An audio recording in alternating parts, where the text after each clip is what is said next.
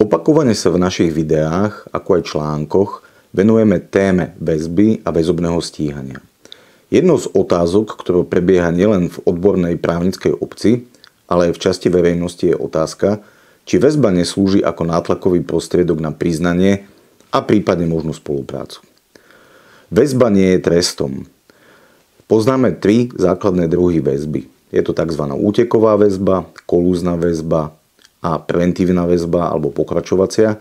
Prípadne jedným z dôvodov väzby môže byť stíhanie pre trestný čin terorizmu. Väzba má slúžiť ako zaisťovací úkon, veľmi zjednodušené povedané, aby obvinený bol k dispozícii orgánom činným v trestnom konaní a aby nemohol utiesť, pôsobiť na svojich spoluobvinených svedkov, znalcov alebo iné osoby alebo inak mariť trestné konanie a aby nemohol pokračovať v trestnej činnosti.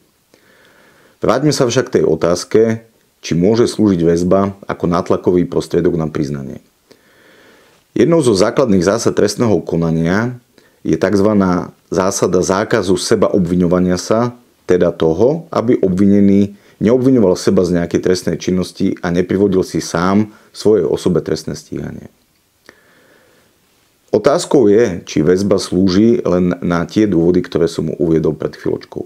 V pomeroch trestných konaní ostatnej doby sa často vynára otázka, či naozaj nie je väzba tým nátlakovým prostriedkom.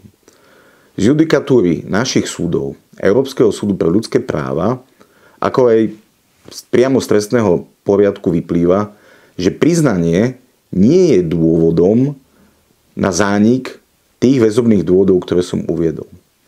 V praxi sa však objavujú prípady, kedy je obvinený vzatý do väzby práve s tým zámerom, aby sa priznal a prípadne spolupracoval s orgánmi činnými v trestnom konaní.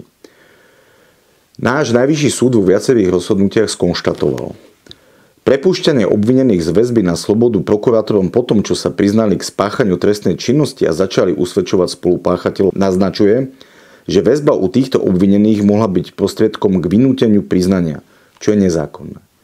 Čiže aj náš najvyšší súd hovorí, že priznanie sa po pobyte vo väzbe možno považovať za nezákonný spôsob nátlaku na obvineného. Aby tých absurdít nebolo málo, pretože jednou z našich náplní je poukazovanie na negatívne trendy a javy v našich trestných konaniach, mám pred sebou rozhodnutie jedného súdu, ktoré sa udialo relatívne nedávno vo väzobnom konaní. Obvinený si podal žiadosť o prepustenie z väzby. Hlavným dôvodom, prečo mu sudca nevyhovel, je nasledovný dôvod. Obvinený sa k trestnej činnosti zatiaľ nedoznal. Čo z uvedeného vyplýva?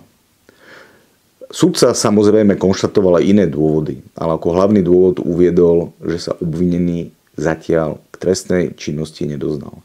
Ak si to porovnáte, čo som uviedol práve pred chvíľočkou, že väzba nesmie slúžiť ako nátlakový prostriedok na priznanie, prichádzame vlastne k tomu, že sudca v tomto rozhodnutí uviedol to, čo sa tak povediac nehovorí nahlas, ale je bežnou praxou.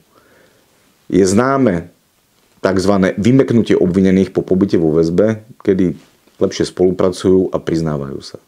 Milí priatelia, teda či väzba slúži ako nátlakový prostriedok na spoluprácu a priznanie, je to otázka, na ktorú si skúste odpovedať sami. Ďakujem za pozornosť.